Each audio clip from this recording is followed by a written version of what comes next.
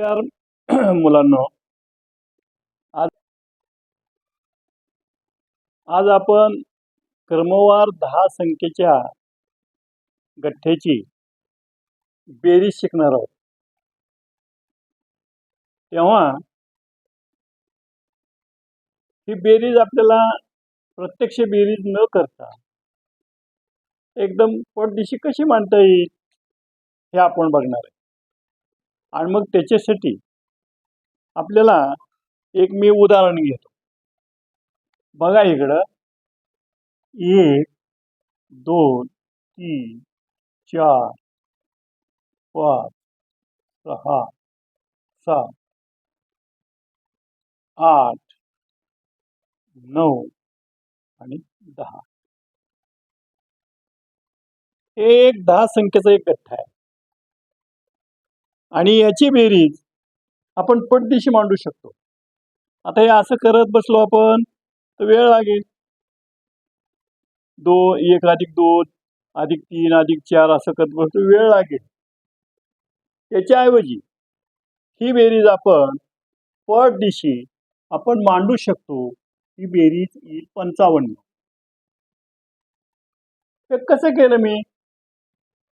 तर वरून 5वी संख्या जी आहे 1 2 3 4 आणि 5 याच्या पुढं 5 लिहिलं.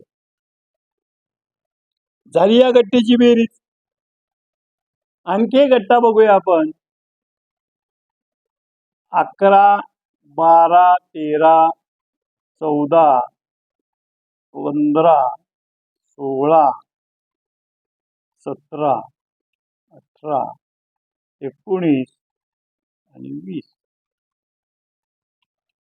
सांग बघू, आपल्याला वरून 5वा अंक कोणता येतला?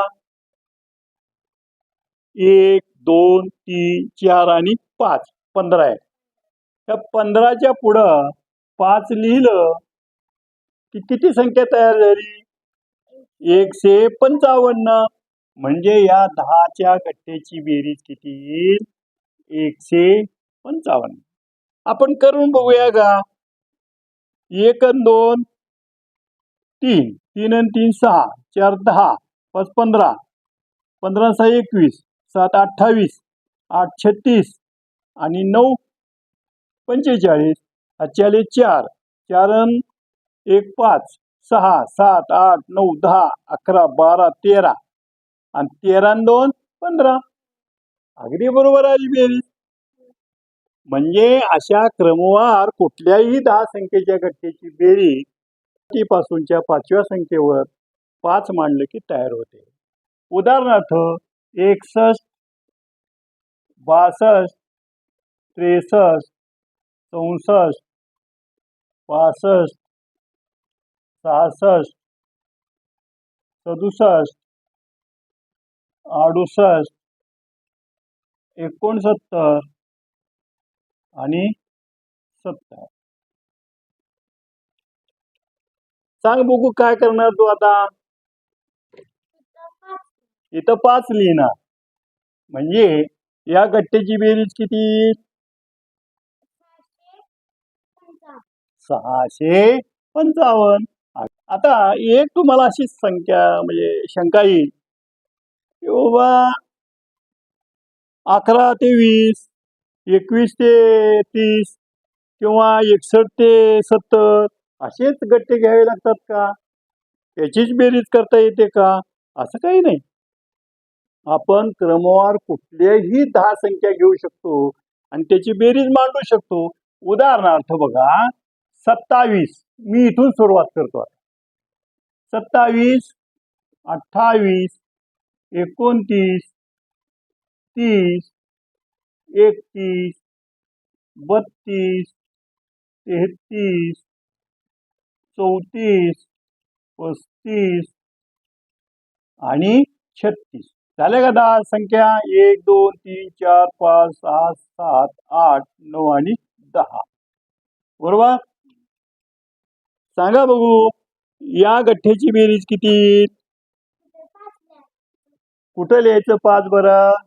1 2 3 4 आणि 5 इथं 5वी संख्या येते. मग याच्या पुढं आपल्याला 5 लिहावं लागेल. म्हणजे उत्तर किती आलं पाहिजे? 315. बरोबर. आपण ही खाते करून घेऊया. बघा आता 7 आणि 8 15, 15 आणि 9 24. बरोबर आहे का? 24 आणि 1 25, 2 27, 3 30, 4 34, 5 39 आणि 6 45. आजचे आले 4, 4 आणि 2 6, 6 आणि 2 8, 8 आणि 2 10, 10 आणि 3 13, 13 आणि 3 16, 16 आणि 3 19, 3 22 आणि 3 25, 3 28 आणि 3 31, 315. अशा पद्धतीनं आपण कोणत्याही क्रमवार संख्येची 10 संख्येची कोणत्याही क्रमवार 10 संख्येची बेरीज आपण अशा पद्धतीनं करू शकतो. हे तुमच्या लक्षात आलं असेल. आता याच्यामध्ये आपल्याला एक शंका अशी येईल तुम्हाला, समजा 10च्या गट्टेची आपण बेरीज करू शकतो, पण कुणीतरी आपल्याला असं विचारलं की काय विचारलं की 1 ते 69 या संख्येची बेरीज किती? 1 ते 69. अरे वा. आता इथं मात्र बऱ्याच संख्या याच्यामध्ये येणार आहेत आणि ह्याची बेरीज आपल्याला पटदिशी करायची आहे. बघा आपण कशी करू शकतो. या वेळेला आपण हे असे गट्टे पाडत बसायचं नाही. बराच वेळ जाईल, आपल्याला गट्टे पाडावे लागतील आणि मग ह्या संख्यांच्या बेरजा करत बसावं लागेल. पेक्षा आपण असं करू शकतो, हे क्रमवार संख्या आहेत सगळ्या. 1 ते 69 आहे. आता 69च्या पुढची एक संख्या घ्यायची. किती आली? 70. आणि 69 गुणिले 70 करायचं. कळतंय तुम्हाला? आता बघा, आपण ह्या शून्यानं गुणलं तर 0 0 येणार आहे, म्हणून ते 0 आपण देऊन टाकूया. आणि 7 न गुणतो म्हणजे 70 न गुणतो असा अर्थ आहे, म्हणून इथं 0 दिलेला आहे. आता बघा 7 9 63. बरोबर. 7 9 63 हातच्याले 6 आणि 7 टाकून 42 आणि 6 48. म्हणजे 1 ते 69 या संख्येची बेरीज किती आली? 4830. नाही, ही बेरीज आणि आली नाही, आपल्याला ह्याच्या पुढे आणखी जायचंय. आता ही गुणाकार आलाय, याला 2 न भागायचंय आपल्याला. म्हणजे 4830 भागिले 2. मग किती येईल बघा. प्रत्यक्ष भागाकार करूया आपण.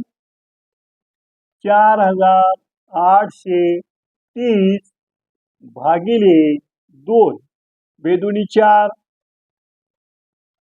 0 8 घेतलं वरून, बेचोक 8, 0 वरनं 3 घेतलं, बेक बे 1 राहिलं आणि वरनं घेतलं 0, बे पंचे 10. इथं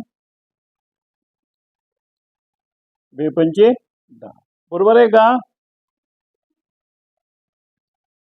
बेदोनी 4, बेचोक म्हणजे 2415.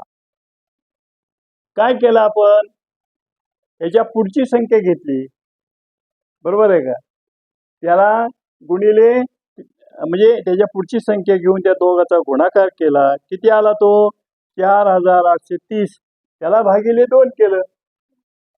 म्हणजे संपूर्ण या संख्येची बेरीज किती आली मग 2415 2415 एवढी. आता आपण खात्रीच करायची म्हणलं तर असे गट्टे पाडून जर आपण बघत गेलो तरी सुद्धा आपल्याला ही बेरीज आपल्याला सापडेल, त्याला वेळ लागेल. लक्षात आलं तुमच्या? अशा पद्धतीनं क्रमवार संख्येची आपण बेरीज करू शकतो. तेव्हा तुमच्या ही पटदिशी बेरीज करायची पद्धत तुमच्या लक्षात आली असेल. तुम्हाला मोठ्यानं सांग.